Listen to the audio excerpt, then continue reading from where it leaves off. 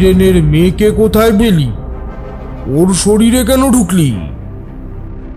আজ সন্ধ্যেবেলা নেতাই বেড়ার বাগানের পাশ দিয়ে দুধ নিয়ে ফিরছিল, তখন।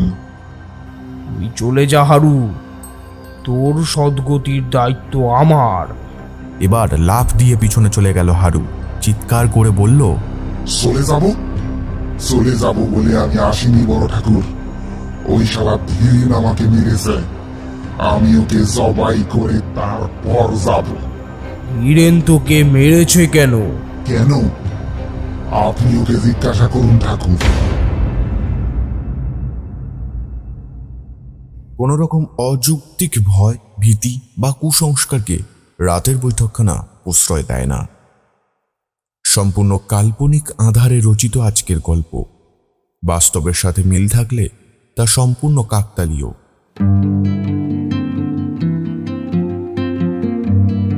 আপনি শুনছেন রাতের বৈঠকখানা।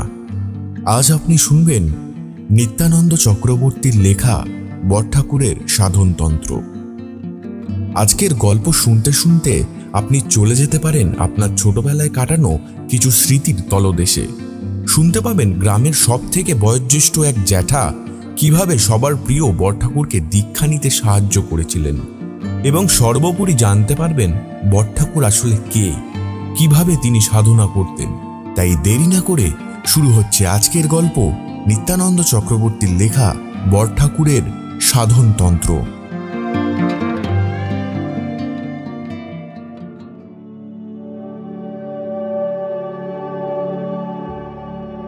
আমাদের ছেলেবেলার বেশিরভাগ সময়টা কেটেছে গ্রামের বাড়িতে। গরমের ছুটিতে মামার বাড়ি থেকে দেশের বাড়ির টান আমার বরাবরের বেশি। ছুটি পড়লেই বাবা আমাকে দিয়ে আসতেন, আবার ছুটি শেষ হবার দিন চারেক আগে চলে আসতাম কলকাতায়। সারা বছর অপেক্ষা করে থাকতাম গরমের ছুটির জন্য, কারণ ডিসেম্বর বা পুজোর ছুটিতে আমরা কলকাতাতেই থাকতাম। ভোরবেলা ট্রেনে করে যাওয়ার মজা অন্যরকম। ভোরের অন্ধকার থেকে আস্তে আস্তে যখন সকাল পাকাপাকিভাবে হতো, তখন আমরা নেমে পড়তাম ট্রেন থেকে। দেশের বাড়ি যাওয়ার প্রধান কারণ ছিল আট চালাতে সন্ধ্যার সময় বটঠাকুরের জমজমাটি সব নানান গল্প। বড় হয়ে যখন তারানাথ তান্ত্রিক পড়লাম, তখন আমি তার সাথে আমার এই বটঠাকুরের বেশ অনেকটা মিল পেয়েছিলাম। কিন্তু তিনি তান্ত্রিক কিনা নিজে কখনো বলেননি, আর কারোর মুখেও শুনিনি। 8 থেকে 80 সবাই তাকে বটঠাকুর বলেই ডাকতেন। বটঠাকুর হলেন আমাদের দেশের বামুনপাড়ার সবচেয়ে বয়োজ্যেষ্ঠ ঠাকুরমশাই বা পুরোহিত, আর আমার সম্পর্কে বড় বাবা। তার এক কথায় বাঘে গরুতে জল খেত ও পাড়াতে। তিনি আমাকে ভীষণ স্নেহ করতেন। আমি ও বাড়িতে গেলেই বলতেন, আয় দাদু ভাই, একটু বস, আয়, দুটো কথা কই। তুই কত বড় হয়ে গেলি রে। তারপর হাঁক দিতেন, বলি ও শান্তা, দুটো নাড়ু দে তো, দাদু ভাইকে দি। আচ্ছা, 4টে নিয়ে আয়, বলে মিটিমিটি হাসতেন। দেশের বাড়িতে আমার সমবয়সী কিছু বন্ধু ছিল। আমি গেলে তারাও খুব আনন্দ পেত। আমি বাবাকে বলে ওদের জন্য কিছু না কিছু নিয়ে যেতাম। একবার সন্ধ্যাবেলার দিকে আমি মাঠ থেকে খেলে ফিরছি, সবাই যে যার বাড়ি চলে গেছে। আমি নিচের দিকে তাকিয়ে নাচতে নাচতে আসছি। হঠাৎ শুনতে পেলাম ভারী গলায় কে যেন বলছে, রে কোথায় গেছিলি?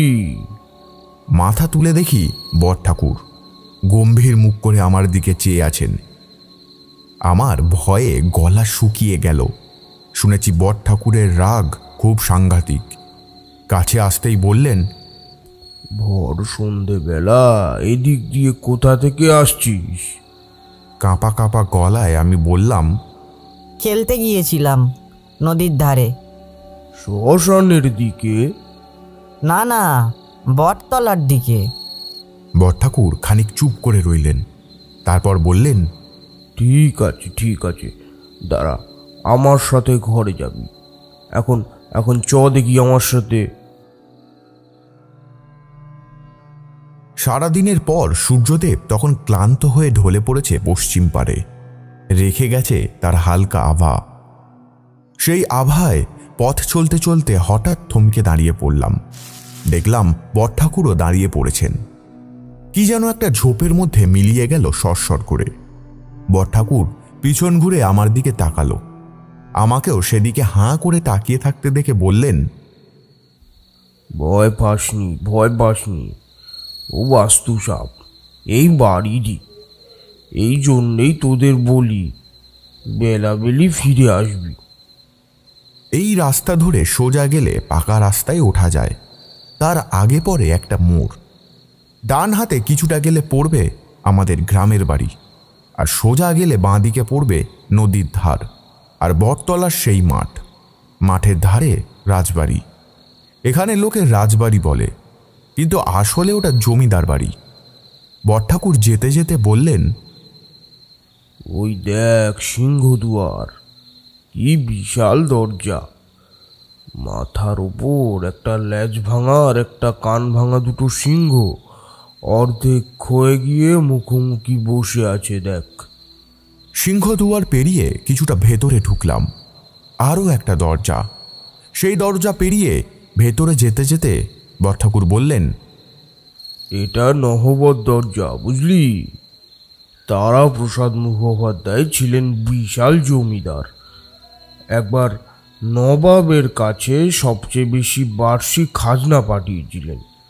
নবাব খুশি হয়ে তাকে উপহার দিয়েছিলেন নিজের একটা হাওদা। হাওদা কি জানিস তো? না, সেটা কি জিনিস? হাওদা হচ্ছে হাতির পিঠে বসার আসন। এই ভর সন্ধ্যাবেলায় বাড়িটাকে দেখে আমার মনে হচ্ছিল যেন কোনো প্রেতপুরীতে এসে পড়েছি। সূর্যের একটুও আভা নেই এর ভেতর। এমন অন্ধকার গা ছমছমে একটা পরিবেশ। ঝিঝি ডেকে চলেছে। হঠাৎ একটা গম্ভীর গলায় কান ফাটানো ডাক শোনা গেল, ধীরেন। আমি সঙ্গে সঙ্গে ভয়ে চিৎকার করতে যাব, দেখি একটা আলো এগিয়ে আসছে ওপর থেকে। ভয়ে আমার দম আটকে গেছিল প্রায়। আলোটা কাছে আসতে বুঝতে পারলাম আমরা হল ঘরের মধ্যে দাঁড়িয়ে, আর বড়ঠাকুর তার সাধারণ ভঙ্গির চেয়ে একটু জোরে হাঁক পেরেছেন। তা এতটাই গমগম করে উঠেছে যা আমার শরীরে তীব্র ঘামের সৃষ্টি করেছে। বুঝতে পারলাম ভয়ে আমার কান গরম হয়ে গেছে। পেন নাম হই বড় ঠাকুর। হ্যারিকেন সহ দুহাতে জড়ো করে বললেন শীর্ণকায় লোকটি। বুঝলাম এর নাম ধীরেন। মনে হয় এই লোকটি ছাড়া এই বাড়িতে আর কেউ থাকে না। তবু আমার কেন জানি না মনে হলো লোকটি কোনো রকম ভয় ডর ছাড়া অনায়াসেই থাকে। পরে জেনেছিলাম ধীরেনরা দুই ভাই, ধীরেন আর নীরেন। ধীরেন শুধু বড়ঠাকুরের জন্য পুজোর জোগাড় করতে এখানে আসে। এই বাড়িতে কেউ এখন আর থাকে না। ঠাকুর ঘরের দরজাটা খোল। আগে আমি আপনার সাহান্নিকের সব জোগাড় করেই এসেছি। আমার দিকে ঘুরে বড়ঠাকুর বললেন, চল দাদু ভাই, ওই দিকে চল। গেলাম। হলঘর পেরিয়ে বারান্দা, বারান্দা পেরিয়ে স্নানের ঘর। সেখান থেকে 4টে সিঁড়ি নেমে বাঁ হাতের দরজা পেরিয়ে আমরা গিয়ে দাঁড়ালাম ঠাকুর দালানে। বড়ঠাকুর আমাকে বললেন, তুই এখানেই থাক, পুজোটা সেরে একেবারে আটচালায় যাবি। আমি জিজ্ঞাসা করলাম, যদি শান্তা দিদি খোঁজে? এতক্ষণ হয়ে গেল ঘরে ফিরিনি। খুঁজবে না, খুঁজবে না, আমি বলে এসেছি তোকে নিয়েই ফিরব। আমি খানিকটা অবাক হলাম, কিন্তু কিছু বলার সাহস পেলাম না। বড়ঠাকুর গিয়ে ষষ্ঠাঙ্গে প্রণাম করলেন গর্ভগৃহের সামনে। আমিও এগিয়ে গেলাম। হ্যারিকেনের আলোয় উজ্জ্বল দেবীর নীল গাত্রবর্ণ। তিনি এলোকেশী ও পিঙ্গল জটাধারিণী। মাথায় যে মুকুটটা পরে আছেন তাতে অর্ধচন্দ্র ও পঞ্চমুদ্রা খচিত। ত্রিনয়না দেবীর গলায় একটি সাপ যজ্ঞোপবীত রূপে রয়েছে। পরনে বাঘছাল, গলায় ঝুলছে মুন্ডমালা। তার 4 হাতে রয়েছে পদ্ম খড়গ, অসুরমুণ্ড ও কাস্তে। দেবীর বাম পা স্থাপিত সবরূপী শিবের হৃদয়ে। আমার বুকের ভেতর কেমন যেন করে উঠল, ইচ্ছা করছিল ছুটে পালিয়ে যাই, কিন্তু কি এক অদ্ভুত টানে আমি 1 ইঞ্চিও পা নাড়াতে পারলাম না। ঘোর কাটল ঘণ্টার শব্দে। বড়ঠাকুর কখন যেন ভেতরে গিয়ে পুজো শুরু করেছেন। আমি চোখ সরাতেই পারছিলাম না মায়ের মুখ থেকে। কি অদ্ভুত এক মুগ্ধতা, কি অদ্ভুত শান্তি! অথচ তার এই ভীষণ দর্শনার রূপ আমাকে কোন জাদু বলে আকৃষ্ট করে স্থির করে দিয়েছিল আমি জানি না। বেশ কিছুক্ষণ পর আমি বসলাম তুলসী মঞ্চের সামনে। তারও কিছু পরে আরতি করে বড়ঠাকুর পুজো শেষ করলেন। বড়ঠাকুর আবার আগের মতন ষষ্ঠাঙ্গে প্রণাম করে দরজা বন্ধ করতে করতে বললেন, বলো তো দাদু ভাই, কোন ঠাকুরকে আমি পুজো করলাম? যেহেতু দেবী মূর্তি অনেকটা মা কালীর মতন, আমি খানিকটা ইতস্তত করে বললাম, মা কালী। বড়ঠাকুর হা হা করে হেসে বললেন, হা হা হা হা, ইনি দেবী নীল সরস্বতী, 10 মহাবিদ্যার 2য় মহাবিদ্যা এবং অষ্টতারা রূপের একটি রূপ।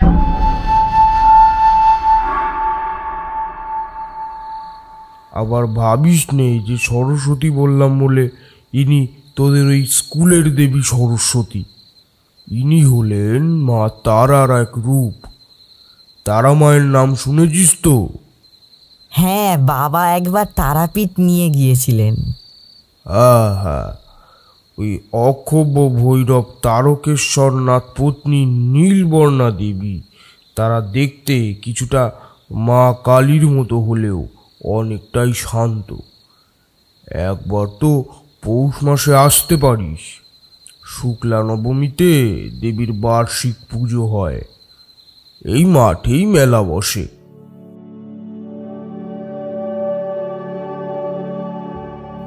মাথার উপর তখন চাঁদ উঠেছে। মোরামের রাস্তা ধরে বড়ঠাকুরের গল্প শুনতে শুনতে হাঁটছি। তোকে যে 10 মহাবিদ্যার কথা বললাম, এই 10 মহাবিদ্যার সৃষ্টি কিন্তু দাম্পত্য কলহ থেকে। শিব ও তার স্ত্রী মানে দাক্ষায়ণী সতীর মধ্যে একটি দাম্পত্য কলহ হয়।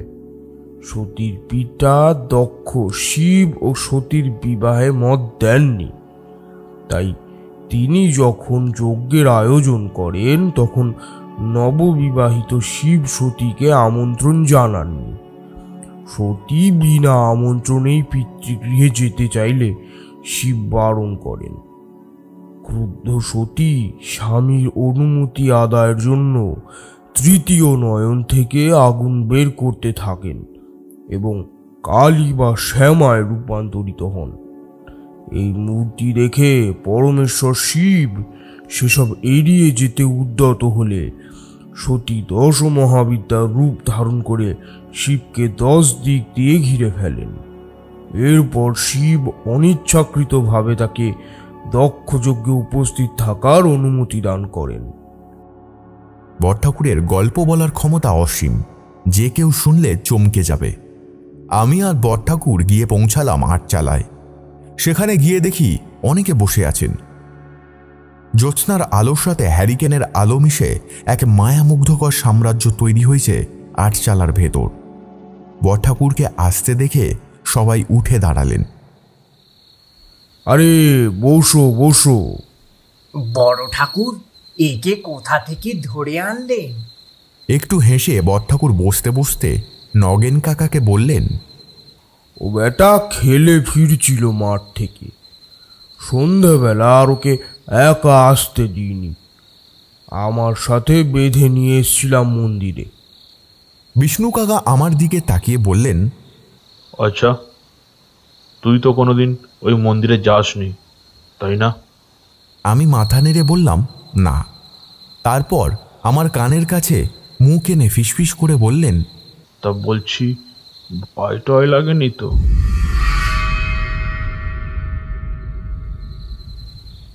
পইতে ঠিক করতে করতে বড়ঠাকুর ধমক দিয়ে বললেন, ভয় লাগবে কি হে? কিসের ভয়? ওর বয়সে আমি শ্মশানে শ্মশানে ঘুরে বেরিয়েছি। আমাদের ভুবনতলার মাঠের ধারে যে শ্মশান আছে সেখানে প্রথম আমি দেখা পাই আমার গুরুর সাথে। আপনি এত ছোটবেলায় শ্মশানে যেতেন? ভয় করতো না আপনার? ভয় কেন করবে হে? তোমরা যেমন মাঠে খেলতে যেতে আমিও তেমনই যেতাম মাঠে খেলতে, কিন্তু মনে হতো একবার যাই দেখে আসি। পরে যখন আমি বুঝতে শিখলাম তখন বুঝেছিলাম আমি কেন যেতাম শ্মশানে। আসলে আমি অগ্নি দেবতাকে খুব ভালোবাসি। তার জ্বলন্ত ভীষণ মূর্তি আমাকে বারবার ডাকতো। তারপর একদিন এমন বকা গেছিলাম আর সাহস হয়নি সন্ধেবেলা যেতে।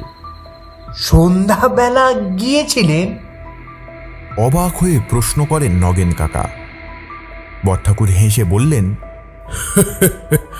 হ্যাঁ হ্যাঁ, তাও আবার অমাবস্যার। যদিও আমি জানতাম না সেদিন অমাবস্যা ছিল। এর মধ্যে বিষ্ণু কাকা কখন যেন উঠে গেছেন। অন্ধকারে দেখি একটি সাদা দেহ এগিয়ে আসছে, হাতে কি যেন একটা ধরা। ও বিষ্ণু কাকা মুড়ি নিয়ে এলেন। এক গামলা মুড়ি আমাদের মাঝে রাখলেন, আর আম তেলের সুবাস ছড়ানো এক জামবাটি ভর্তি মুড়ি বড়ঠাকুরের সামনে রেখে বললেন, আচ্ছা বড় ঠাকুর, আপনি আজ গুরুর কথা বলছিলেন না? কিভাবে সন্ধান পেলেন তার?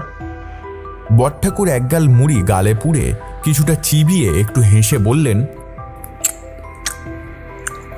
বিষ্ণু, তুমি 3 দিন বেশ চতুর হয়ে উঠছ, বুঝলে?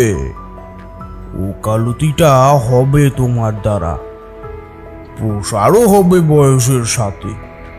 তারপর আমরা বলবো আমাদের গ্রামে একখানা ব্যারিস্টার আছে, ব্যারিস্টার বিষ্ণু মুখুজ্জে।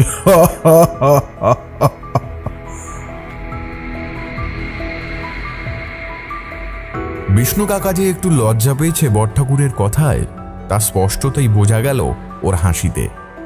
তারপর আমার দিকে তাকিয়ে বড়ঠাকুর বললেন, যা বলবো এসব শুনে আবার করতে যাসনি তুই। আমাদের সময় অন্যরকম ছিল, এখন সব অন্যরকম। খবরদার, খুব সাবধান। আমি বাধ্য ছেলের মতন মাথা নাড়লাম। যদিও আমি বড়ঠাকুরের কাছে ছোট, তবু তখন আমার বয়স প্রায় 13 কি 14 হবে। মোটামুটি একটা বোধ শক্তি ছিল আমার মধ্যে। আমি বুঝতে পারছিলাম এবার শুরু আসল গল্প, কারণ প্রত্যেকবার আমাকে বড়ঠাকুর এরকম একটা বিধিসম্মতি সতর্ককরণ দিয়ে শুরু করেন তার গল্প। তারপর বড়ঠাকুর বলা শুরু করলেন,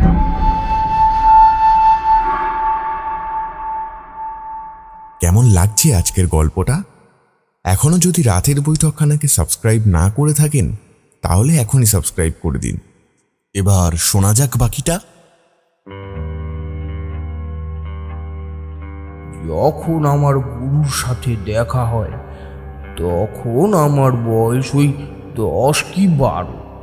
সেদিন মানে ওই অমাবস্যার রাতে আমি প্রথম দেখা পাই ভুবনতলার শ্মশান থেকে ফেরার যে রাস্তা এইদিকে আসছে, সেই রাস্তায়। ওই রাস্তায় আমাকে দেখে সে কি বকাবকি। অমাবস্যার রাতে আমি ওখানে কি করছি এই নিয়ে খুব দারুণ বকা খেয়েছিলাম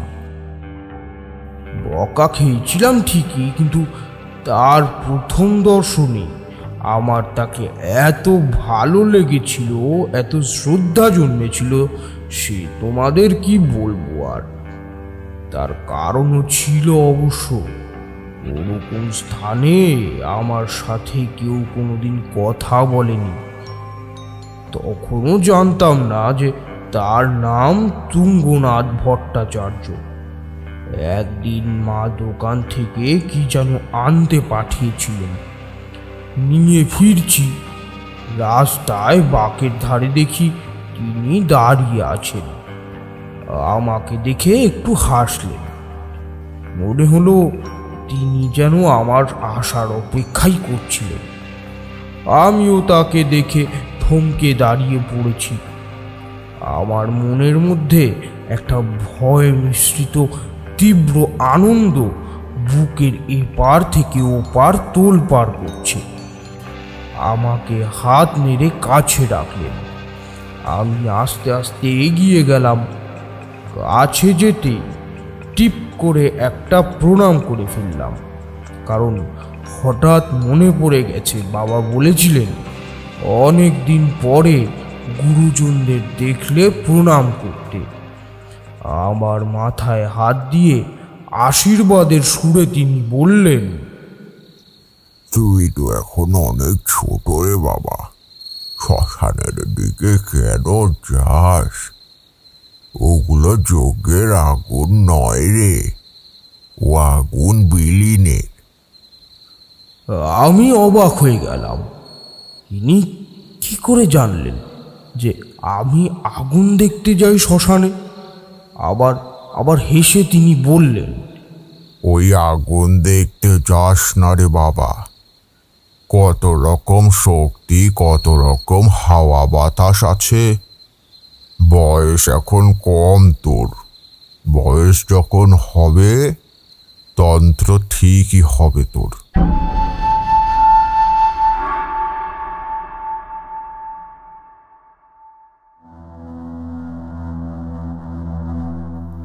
আমি তো শুধুই ফ্যাল ফ্যাল করে তাকিয়ে রইলাম তার দিকে।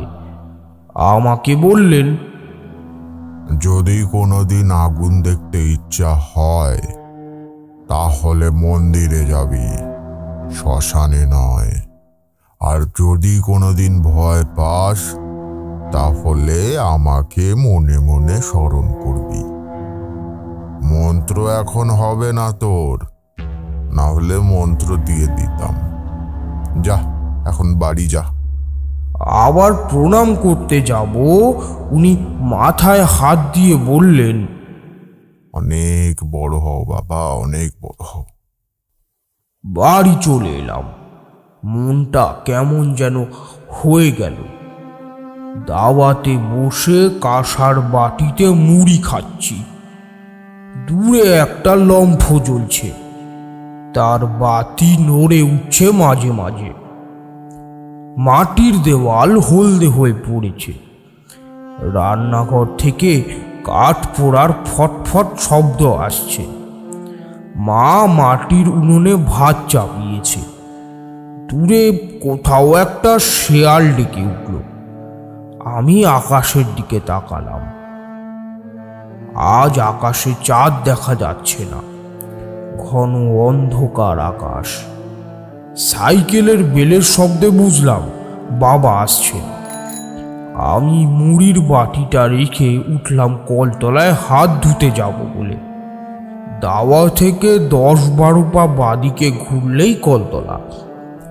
বাদিক ঘুরেই থমকে দাঁড়িয়ে পড়লাম। কি যেন জ্বলছে একটা, হালকা নীল তার আভা। ঠিক মোমবাতি জ্বললে শিখায় যেমন নীল থাকে সেই রকম। আমি কাছে যাওয়ার সাহস পেলাম না। একবার চোখ বন্ধ করে ভালো করে রোগড়ে আবার তাকালাম। তাকাতেই একটা আবছা মূর্তি মনে হলো। অনেক সময় জোরে জোরে চোখ রগড়ালে সবকিছু আবছা দেখায় ক্ষণিকের জন্য। ভাবলাম হয়তো সেরকমই কিছু, হয়তো পাশের বাড়ির কেউ হবে। চোখ মুছে আবার যখন তাকালাম দেখলাম আর কিছুই নেই, সেই নীল আভাটাও নেই। বুকের মধ্যে একটা ভয় অনুভব হলো। বুঝতে পারছি আমার শরীর ঘামতে শুরু করেছে। কোনো রকমে হাত ধুয়ে ঘরে এলাম। বিছানায় গিয়ে শুয়ে পড়লাম। মা অবাক হয়ে জিজ্ঞাসা করলো, কি হলো রে? কিছু না।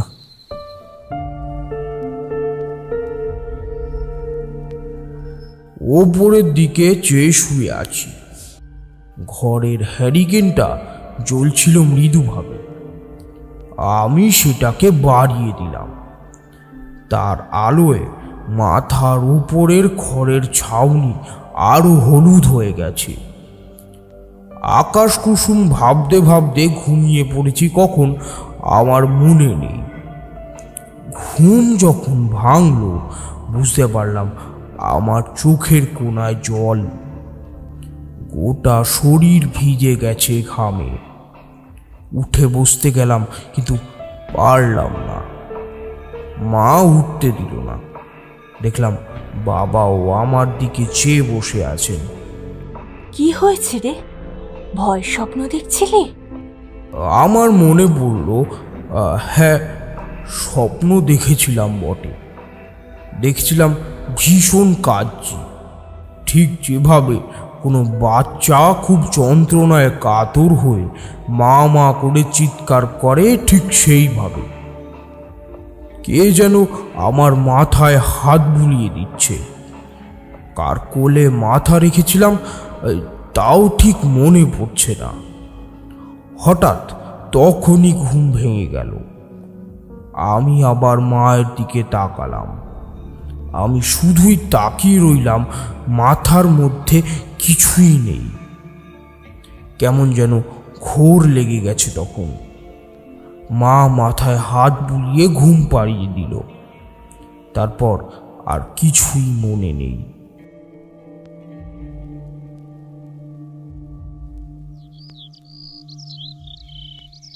পরদিন সকালে যখন ঘুম ভাঙল তখন আবার ধুম জ্বর। মাথার ওপর মনে হলো কেউ যেন বালির বস্তা চাপিয়ে দিয়েছে, এত ভারী হয়ে আছে মাথা। চোখ খুলতেই দেখি একটা কাঁচা পাকা দাড়ি ভর্তি মুখ আমার দিকে চেয়ে আছে।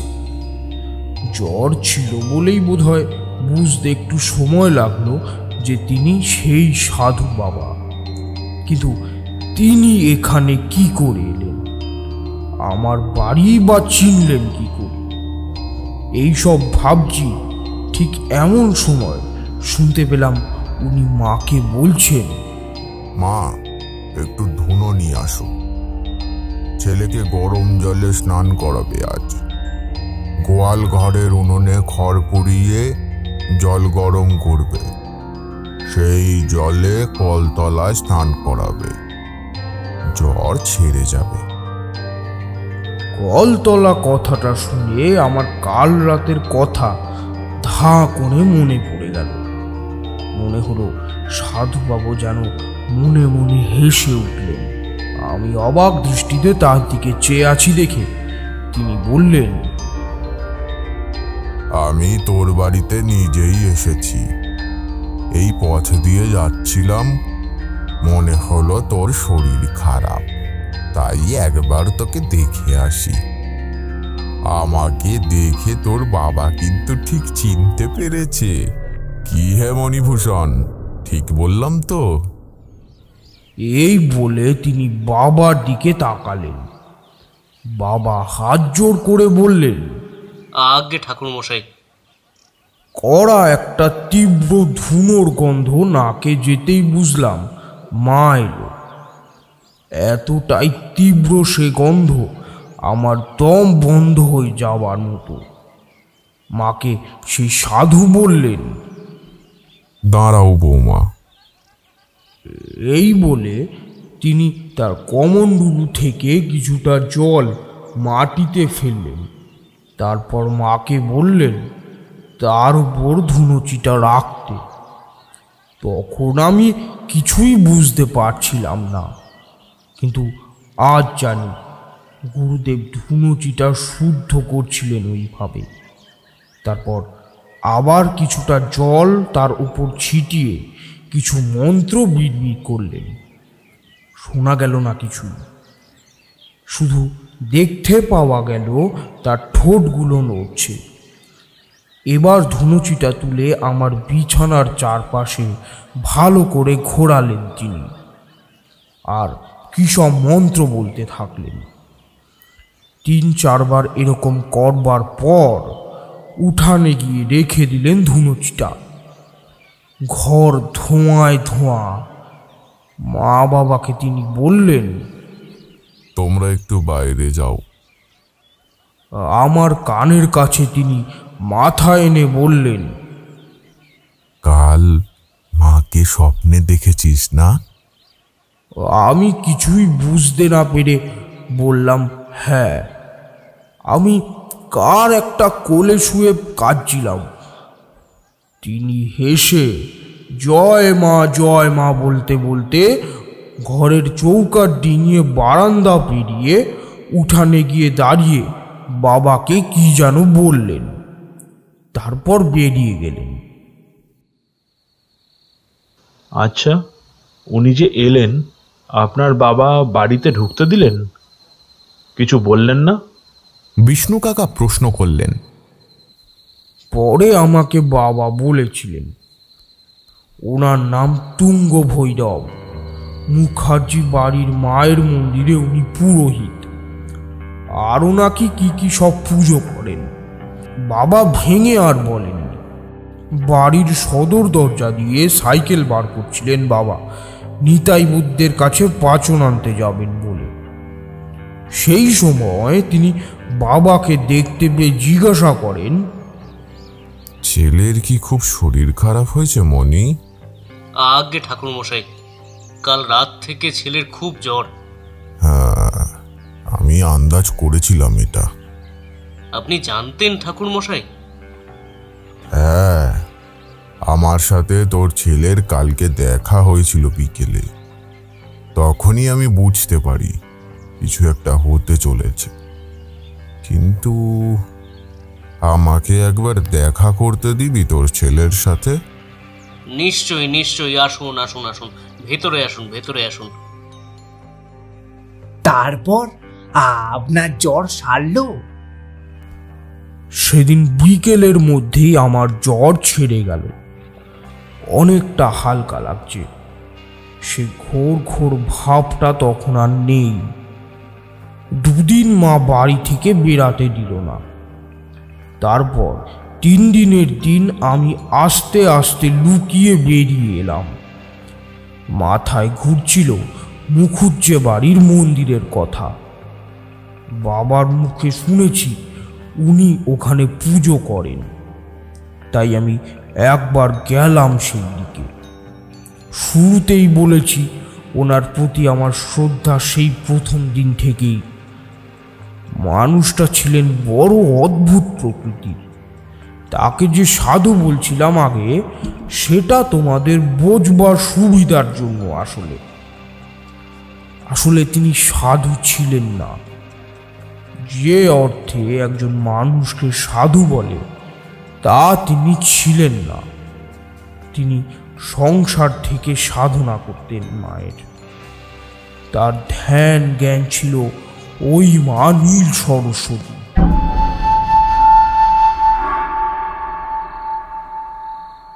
পরেশ কাকা এতক্ষণ চুপ করেছিলেন। এবার তিনি গলা ঝেড়ে বললেন, আচ্ছা বড় ঠাকুর, আজ প্রায় 50-55 বছর হয়ে গেল আপনি এই মায়ের পুজো করছেন। আপনার আগে তো আপনার গুরুদেবী পুজো করতেন, তাই না? কিন্তু আমি যতদূর শুনেছিলাম যে তিনি বেঁচে থাকা অবস্থাতেই মন্দিরের পুজোর আসনে আপনাকে বসান। তাই আপনি বোধ করি 15 বা 16 বছর থেকে পুজো করছেন, তাই না? হ্যাঁ পরেশ, ঠিকই বলেছ তুমি।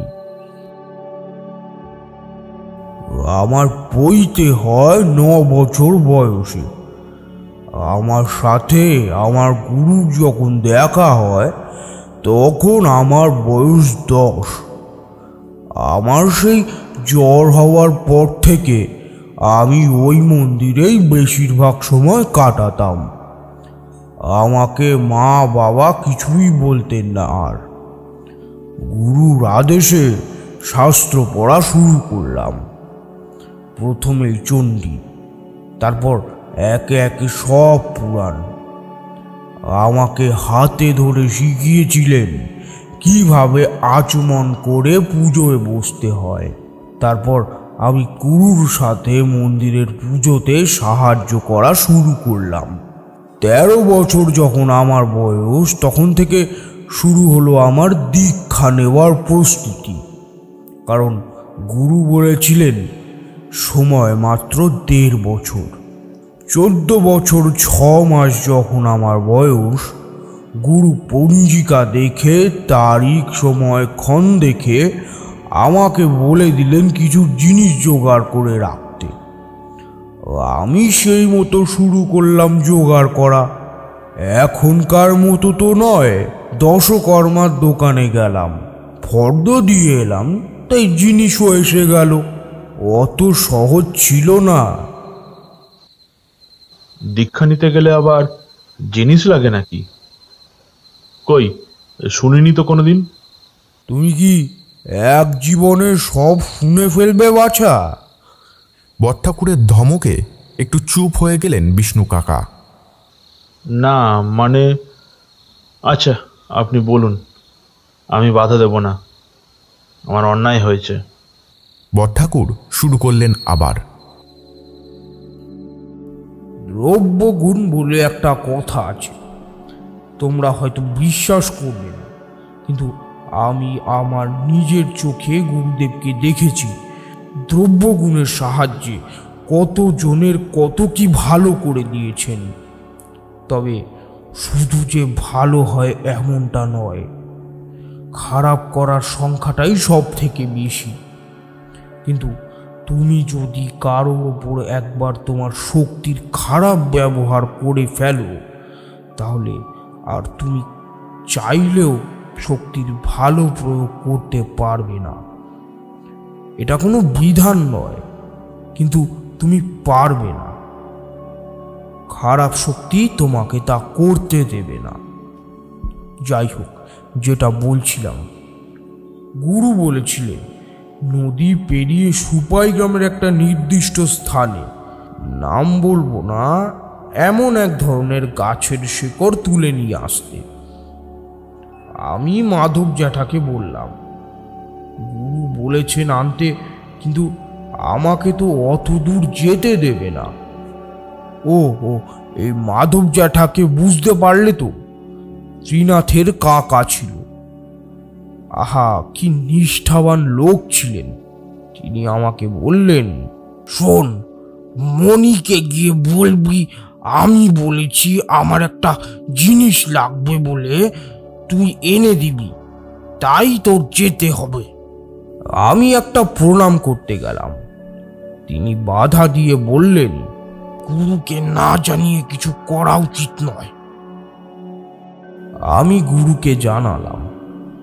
গুরু সেদিন যা বলেছিলেন তা আমার আজও মনে আছে। বলেছিলেন, তোর এই নিষ্ঠার জন্যই আমি তোর কাছে গেছিলাম সেদিন, ওতে অসুবিধা নেই, কিন্তু বাবা 15 বছরের মাথায় তোকে ওই কাজটা নিজেকেই করতে হবে। সেদিন আমি না থাকলেও আমাকে স্মরণ করবি।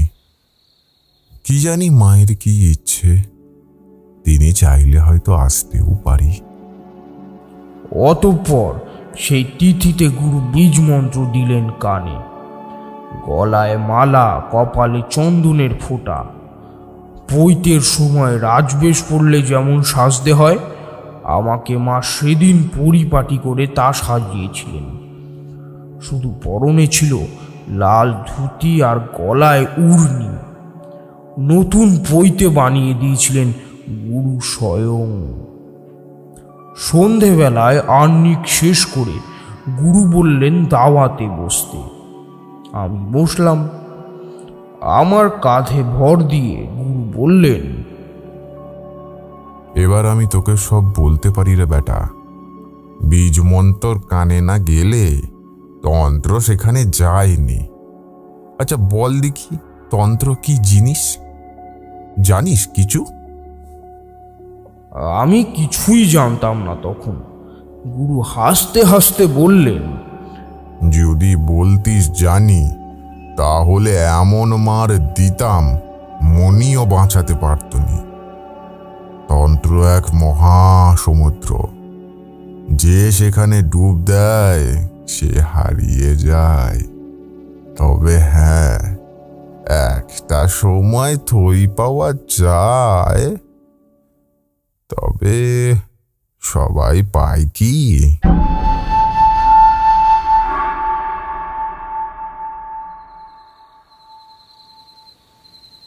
এই বলে গুরুদেব একটু আকাশের দিকে চাইলেন, আনমনা হয়ে গেলেন। আমি বললাম, জ্যাঠামশাই, আপনি কোথাকার মানুষ? কোনোদিন তো আপনি বলেননি। আমি কোনোদিন ওনাকে গুরুদেব বা গুরু বাবা এইসব বলিনি, সবসময় জ্যাঠামশাই বলতাম। আর উনি খুব রাগ করতেন কেউ গুরুদেব বললে। বলতেন, গুরু স্বয়ং সদাশিব, তিনি আদি, তিনি পরম সত্য, গুরুদেব তিনি। দূরে কোথায় যেন শিয়াল ডেকে উঠল। জ্যাঠামশাই ওপর থেকে মাথাটা নামিয়ে আমার দিকে চেয়ে বললেন, তনু মানে দেহ বা শরীর। তনুকে ত্রাণ করার বিদ্যাই মানে উদ্ধার করার যে বিদ্যা, তাকে বলা হয় তন্ত্র, যা মানুষকে মোক্ষের পথে নিয়ে যায়, ভোগের পথে নয়। মোক্ষ মানে কি? মোক্ষ মানে আমরা সাধারণত স্বর্গ বুঝি, কিন্তু তন্ত্র স্বর্গও চায় না, আবার নরকও চায় না। স্বর্গ এবং নরককে বর্জন করে চলে। মনে রাখবি, তন্ত্রের বক্তা শিব, শ্রোতা দেবী পার্বতী, আর মত হচ্ছে বাসুদেব বা নারায়ণের। শিবের মুখ থেকে আগত আ, দেবী পার্বতীর কানে গতি মানে গ, আর নারায়ণের মত থেকে ম। বলা হয় এই তিন নিয়েই আগমতন্ত্র। আবার এর উল্টোটাও আছে, যা নিগমতন্ত্র। ও তোর জেনে কাজ নেই। তারপর গুরু আমাকে তন্ত্রের অনেক গুরু ব্যাপার শিখিয়েছিলেন আস্তে আস্তে। সেগুলো আমি তোমাদের বলতে পারবো না, তাই আমাকে অযথা ওগুলো জিজ্ঞেস করো না। বয়স বাড়ার সাথে সাথেই আমাকে বিভিন্ন পর্যায়ে সাধনা করতে হয়েছিল গুরুর আদেশে। বিষ্ণু কাকা কিছু একটা বলতে যাবেন, এমন সময় একটা সাইকেল আসার শব্দ হলো। কেউ যেন আসছে। বলতে বলতে দেখলাম নীরেন কাকা এসে বড় ঠাকুরকে প্রণাম করলেন। তার চোখে মুখে স্পষ্ট চিন্তার ছাপ। হাত দুটো জড়ো করে বললেন, বড় ঠাকুর, একবার আমাদের বাড়ি যাবেন? ভীষণ বিপদ মনে হচ্ছে। মেয়েটা কেমন যেন করতেছে, রাখা যাচ্ছে না। আর একটা চুরি নিয়ে আমার দুখানা মুরগি মেরে ফেলেছে, কূপের পর কূপ মেরেই যাচ্ছে। বড় ঠাকুর গম্ভীর হয়ে গেলেন শুনে। আমাদের দিকে তাকিয়ে বললেন, এই তোমরা কি এখানে বসবে? তাহলে আমি একটু ঘুরে আসি নীরেনের বাড়ি থেকে। তুই চল আমার সাথে। আমরাও যাচ্ছি। বেশি দূরে যেতে হলো না। মাঠ পেরিয়ে পেয়ারা বনের ভেতর দিয়ে কিছুটা এগোতেই শুনতে পেলাম চিৎকার। বেশ লোক জমা হয়ে গেছে। বড় ঠাকুর গিয়ে দাঁড়াতেই সবাই সরে গেল। ফাঁকা হয়ে গেল মাঝের পথ। দেখলাম ক্রমশই সবার হাত জড়ো হয়ে উঠে গেল কপালে। বড় ঠাকুর কিছুক্ষণ চুপ করে দাঁড়িয়ে রইলেন। ভালো করে লক্ষ্য করলেন মেয়েটার কাণ্ড কারখানা। মেয়েটার গোটা গায়ে রক্ত লেগে, মুখে ছিটিয়ে পড়েছে রক্ত। ক্রমশ একের পর এক কোপ বসিয়ে চলেছে একটা মুরগির ওপরে। গোটা মুরগি আর নেই, প্রায় ফালা ফালা হয়ে গেছে। তবুও চালিয়ে যাচ্ছে সে একের পর এক কোপ, আর মুখে বিড়বিড় করে কি যেন বলে চলেছে। বড় ঠাকুর নীরেনকে বললেন, নীরেন, এক ঘটি জল নিয়ে এসো তো ঝপ করে, আর দুটো বেল পাতা আনবে বোটা সমেত, কোথাও যেন ফাটাফুটি না থাকে। নীরেন দৌড়ে গেল। বড় ঠাকুর ইতিমধ্যে এগিয়ে যেতে মেয়েটা ঘাড় তুলে তাকালো একবার। একে সন্ধেবেলা, চারিদিকে ঝিঝি ডাকছে, হ্যারিকেনের আলো যদিও অনেকগুলো হ্যারিকেন মিলে আলো বেশ জোরদার, কিন্তু তাতে কি, অন্ধকারে মাংস কাটতে কাটতে একটা রক্ত লাগা মুখ যদি তাকায়, যত সাহসী মানুষই হোক বুকের ভেতরটা কেমন যেন পড়ে ওঠে। বড় ঠাকুরের কি হয়েছিল আমি জানি না, দেখলাম তার মুখে হালকা হাসির রেখা ফুটে উঠেছে। আরও অবাক কাণ্ড, মেয়েটা উঠে দাঁড়িয়ে বড় ঠাকুরের দিকে এগিয়ে যাচ্ছে। অমনি সবাই হৈ হৈ করে ধরতে গেল। বড় ঠাকুর হাত দেখিয়ে বললেন, আহা, ও প্রণাম করতে আসছে। আরে হারু, কি ব্যাপার, তুই এইখানে?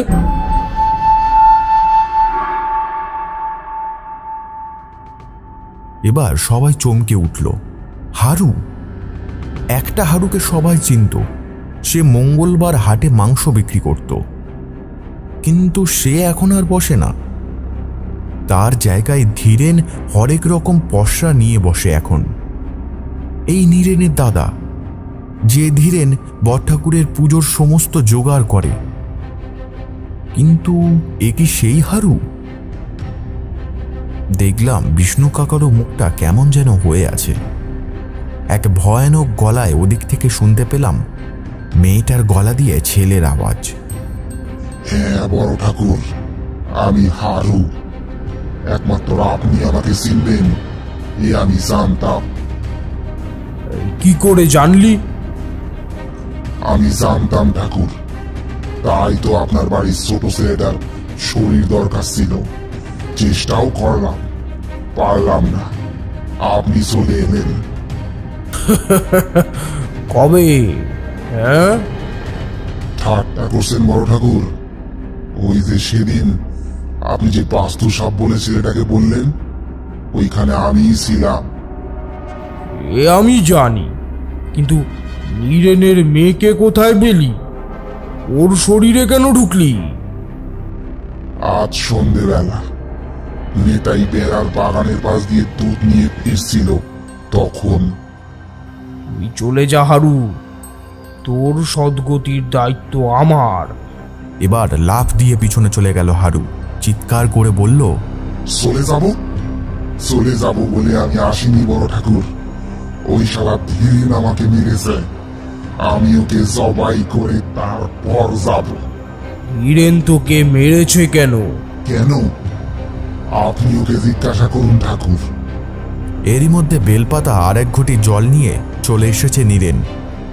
নীরেনকে দেখে হারু তার দিকে ছুরি উঠিয়ে এগিয়ে আসতে বড় ঠাকুর এক ধমক দিলেন, খবরদার, আর যদি এক পা এগিয়েছিস তাহলে কিন্তু আর মুক্তি পাবি না বলে দিলাম। অবাক হয়ে দেখলাম হারু পিছিয়ে গেল। বড় ঠাকুরের দিকে চেয়ে একেবারে থমকে দাঁড়িয়ে আছে। বড় ঠাকুর এবার উঠে দাঁড়ালেন, বেলপাতা ঘটের মধ্যে চুবিয়ে কি যেন মন্ত্র পড়তে থাকলেন। তারপর বললেন, হ্যাঁ বল, ধীরেন তোকে কেন মারল? আমার জায়গা নেবে বলে। মিথ্যা কথা, সত্যি বল। বলে বড় ঠাকুর আবার কি যেন মন্ত্র পড়তে থাকলেন। বড় ঠাকুর, আপনাকে মিথ্যা বলবো না, ধীরেন আমাকে সত্যি মেরেছে, আমার জায়গাটা নেবে বলে। তুই ভুল জানিস হারু, ধীরেন্দ্র তোকে মারেনি, মেরেছে অন্য কেউ। তোর সাথে ধীরেনের ঝামেলা ছিল অনেক দিনের, সে জানা কথা, কিন্তু ধীরেন তোকে মারেনি। ধীরেনের অত ক্ষমতা নেই যে মানুষ খুন করবে। তোকে প্রতিশোধ নিতে হবে না হারু, তুই এমনি মুক্তি পাবি, আমি মুক্তি দেব তোকে। আমি প্রতিশোধ নেবই বড় ঠাকুর, তুমি আমাকে আটকাতে পারবে না। এইবার বড় ঠাকুর গেল রেগে, বললেন, তবে রে হতভাগা, তুই আমার ক্ষমতার প্রশ্ন তুলিস? পরক্ষণে দেখলাম বড় ঠাকুর নিজেকে শান্ত করে নিলেন অদ্ভুত কায়দায়। তারপর হেসে বললেন, দেখ, তোকে আমি সুযোগ দিয়েছিলাম, তুই কিন্তু সুযোগ নিলি না। এ জন্মে তোর মুক্তি হয়ে যেত। দেবগণ মানুষ হয়ে জন্মাতিস, নিজের ভুল নিজে করছিস, আর একবার সময় দিলাম, চিন্তা করে নে হারু। দেখ হারু, আমি কিন্তু মারধর পছন্দ করি না, ওসব আমার পছন্দ নয়। নিম্ন মর্গের কাজ আমার একদম ভালো লাগে না। আর তুই ভালো করে জানিস আমার কি পছন্দ আর কি পছন্দ নয়। যাওয়ার সময় বেলগাছের একটা ডাল ভেঙে চলে যা, আমি আর দ্বিতীয়বার বলবো না। অবাক হয়ে আমরা দেখলাম মেয়েটা ধপাস করে পড়ল একটা মুরগির ওপর। খানিকটা রক্ত ছিটকে উঠল ওপরের দিকে, আর বেলগাছের একটা ডাল ভেঙে পড়ল জমে থাকা ভিড়ের মাঝখানে। সবাই সরসর করে ফাঁকা হয়ে গেল। খানিকক্ষণ সব চুপচাপ। বড়ঠাকুর নীরবতা ভঙ্গ করে বললেন, বৌমা, মেয়েকে তোলো, স্নান করাও। আমি এখানেই বসে আছি তোমার অপেক্ষায়, যতক্ষণ সময় লাগে ততক্ষণ নাও। নতুন জামা ঘরে আছে, তাহলে সেইটাই পরিয়ে দাও। আর নীরেন, তুই কাল সকালে আমার সাথে দেখা করবি মন্দিরে। আমার একটা সন্দেহ হচ্ছে জানিস, তোর দাদাকে ডাকতো। আগে বড় ঠাকুর, দাদা তো হাতে। সর্বনাশ, তুই চপ করে সাইকেল নিয়ে চলে যা, ওকে নিয়ে আয়। একা ছাড়বি না কোথাও, কেউ ডাকলেও দাঁড়াবি না। তোর কি এটা পরিষ্কার জামা কাপড়? ভাত খেয়েছিস এটা পরে? না বড় ঠাকুর, আমি আপনার কাছে যাব বলে পরিষ্কার জামা কাপড় পরেছি। তাহলে এদিকে আয়, মাথাটা নিচু কর ঝপ করে। বড়ঠাকুর নিজের গলা থেকে একখানা হার খুলে নীরেনের গলায় পরিয়ে দিলেন। মাথায় হাত রেখে বললেন, নীরেন, আমি এখানেই আছি। তুই ধীরেনকে নিয়ে এক্ষুনি আসবি। পেছনে কেউ ডাকলে কোথাও তাকাবিও না, দাঁড়াবিও না। আর ভয় পেলে শুধু মাকে স্মরণ করবি। নীরেন বেরিয়ে গেল। ওদিকে নীরেনের বউ তার মেয়েকে নিয়ে চলে গেছে কলতলায়। বড়ঠাকুর একা বসে আছেন দেখে আমি, বিষ্ণু কাকা, নগেন কাকা এগিয়ে গেলাম তার দিকে। বড়ঠাকুর আমার দিকে তাকিয়ে বললেন, কিরে, ভয় করছে নাকি? আমার গলা তো শুকিয়ে গেছে তখন। আমি কি বলবো কিছুই বুঝে উঠতে পারছি না। আচ্ছা বড় ঠাকুর, ধীরেন কি সত্যি ওকে খুন করেছে? তাহলে তো এই মামলা পুলিশ অব্দি গড়াবে। বড়ঠাকুর একটু হেসে বললেন, তুমি তো ধীরেনকে এত বছর দেখছো, তোমার মনে হয় ধীরেনে কাজ করবে? কাউকে দেখে কি এখন আর কিছু বোঝা যায় বড় ঠাকুর? ওরে যায় রে যায়, সবাই পারে না, কেউ কেউ তো পারে। ব্যতিক্রম তো আছে ভায়া।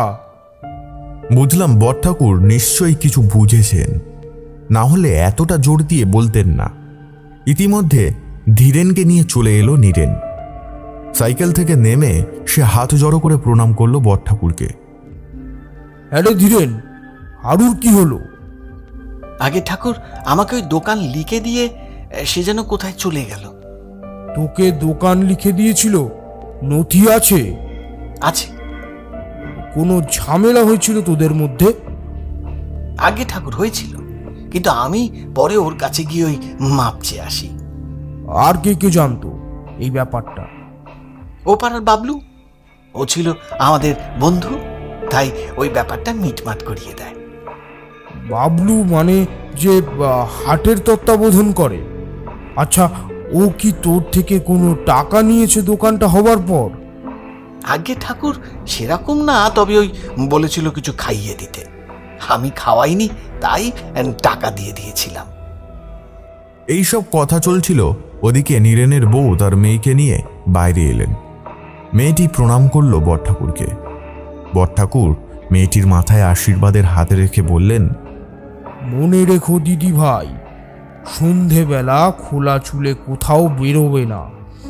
আর আমি হাতে একটা জিনিস আজকে বেঁধে দিচ্ছি, এটা ছিঁড়ে গেলে আমার থেকে নিয়ে আসবে আবার, কিন্তু কখনো এটা খুলে ফেলবে না।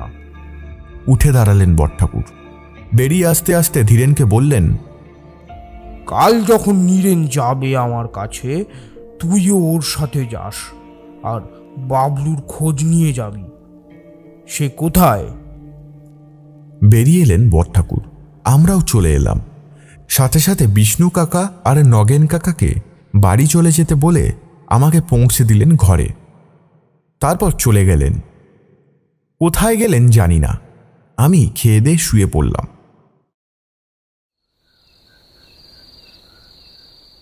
তখন অনেক রাত। আমার ঘুমটা ভেঙে গেল। উঠে বসলাম। জানালাটা খোলাই ছিল।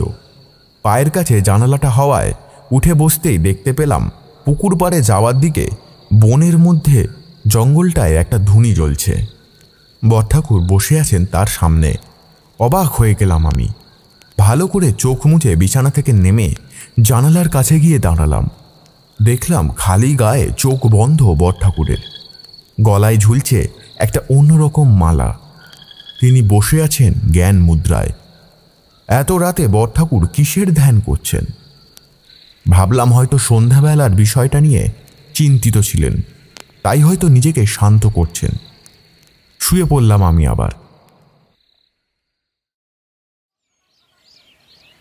পরদিন সকালে উঠে আমি গেলাম বড়ঠাকুরের সেই ধ্যানে বসার জায়গায়।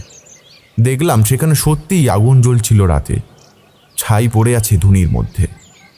কি যেন বলে উঠল, রাতের বেলা না জেগে ঘুমাতে হয় দাদু ভাই। দেখলাম বড়ঠাকুর স্নান সেরে পুকুর ধার থেকে উঠে আস্তে আস্তে বলছেন আমাকে, আমি তো রাতে ঘুমাচ্ছিলাম। তাহলে উঠেই এখানে কেন এলি দাদু ভাই? শোন রে পাগলা, দিব্যজ্ঞান বলে একখানা জিনিস আছে। কি করে বুঝলেন আমি দেখেছি আপনাকে? আপনার তো চোখ বন্ধ ছিল। সে আমি তোকে বোঝাতে পারবো না। আমি মন্দিরের দিকে যাচ্ছি, নীরেনরা আসবে, চাই। আমিও স্নান সেরে আসছি বড়ঠাকুর। দৌড়ে চলে গেলাম আমি স্নান করতে।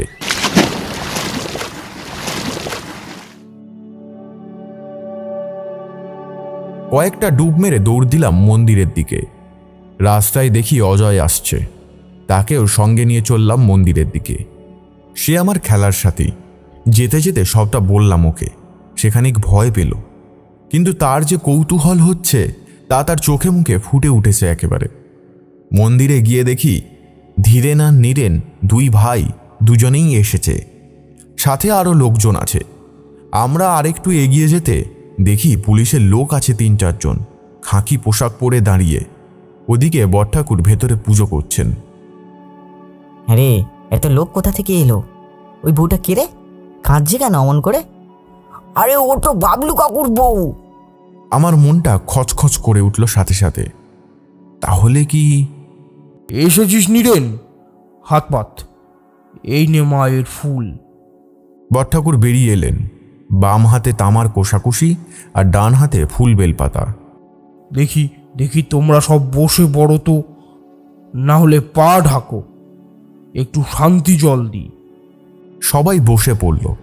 শান্তি জল দিয়ে মন্দিরের ভেতরে ঢুকতে যাবে বড়ঠাকুর, এমন সময় দারোগাবাবু প্রশ্ন করল, বড় ঠাকুর বাবলুর? জানি, আসছি, দাঁড়াও। আস্তে আস্তে ভিড় পাতলা হয়ে গেল। বুঝলাম এটা পুজো দেওয়ার ভিড়।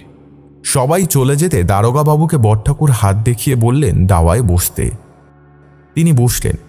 তার সাঙ্গপাঙ্গরা দাঁড়িয়েই রইল উঠোনে। কোষাকুষি রেখে বড়ঠাকুর এসে বসলেন। কোথায় পেলে ওর দেহটা? ছাতিমতলার ওখানে একটা নয়াঞ্জলিতে পড়েছিল। আমি জানতাম এরকমই কিছু একটা হবে। আপনি জানতেন ঠাকুরমশাই? অনুমান করেছিলাম। সবাই অবাক হয়ে মুখ চাওয়াচাওয়ি করতে লাগলো। আমি ভাবছিলাম এবার হয়তো বড়ঠাকুর বলবেন কিভাবে তিনি অনুমান করেছিলেন, কিন্তু না, তিনি বললেন না। উঠে দাঁড়িয়ে ঘটি হাতে নিয়ে মন্দির থেকে বেরিয়ে যেতে যেতে দারোগাবাবুর উদ্দেশ্যে বললেন, শোনো হে দারোগা, ও খুনের তদন্ত করবে তোমরা আমি জানি, কিন্তু ধামা চাপা পড়ে যাবে, কাউকেই খুঁজে পাবে না, এ আমি বলে দিলাম। কেন ঠাকুরমশাই? পাবে না, পাবে না। ও মানুষের কাজ নয়। তাহলে কি আপনি বলছেন? আমি কিছু বলছি না, আর চলি, পরে দেখা হবে। এই বলে বড়ঠাকুর বেরিয়ে গেলেন মন্দির থেকে। দারোগাবাবু স্মিত হেসে নমস্কার করলেন। চলো এসব, গাড়িটা বের করো। মন্দির প্রাঙ্গণ খালি হয়ে গেল। আমি আর অজয়ও বেরিয়ে দৌড় দিলাম, কারণ বট ঠাকুরকে রাস্তায় ধরতে হবে। আমরা ওই ভিড়ে বেরাতে পারিনি আগে। যেমন কথা তেমন কাজ। দৌড় দিয়ে হাঁপাতে হাঁপাতে বট ঠাকুরের সামনে গিয়ে দাঁড়ালাম। বললাম, আপনি চলে এলেন যে, বললেন না তো শেষটা? কি বলবো দাদু ভাই? বাবলুকে কে মারলো? এখনো বুঝতে পারিসনি? হারু? কিন্তু আপনি তা কি করে জানলেন? কালকে রাতে আমি ধ্যানে বসেছিলাম, কথা দিয়েছিলাম হারুকে মুক্তি দেব। ওকে কালকে সবটা দেখিয়ে দিয়েছি। এখন আমাকে যেতে দে, নীরেনের বাড়ি যাব। কালকে ত্রয়োদশী, একটা শান্তি সস্তায়ন করতে হবে ওদের বাড়িতে। আমরা চুপ করে দাঁড়িয়ে রইলাম। দেখলাম বট ঠাকুর চলে গেলেন, আর রেখে গেলেন একরাশ কৌতূহল। পরে অবশ্য তিনি সব উত্তর দিয়েছিলেন, সে বলবো অন্য কোনো সময়।